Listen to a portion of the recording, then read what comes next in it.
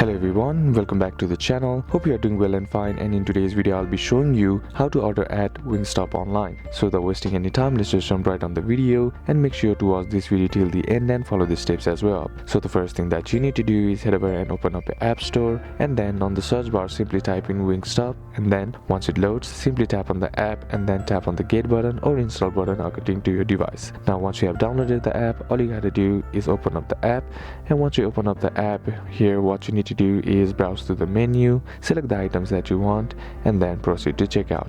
You can also order it from your website as well by simply heading over to the browser, and then on the search bar simply typing wingstop.com, and here log into your account, then browse through your menu, select the items, and then proceed to checkout. So these are a couple of steps that you can do, and that's basically it for today's video, guys. Hope this video was useful to you. Leave a like if it did, comment down below what the next video should be on, consider subbing to the channel. Thanks for watching. Bye bye.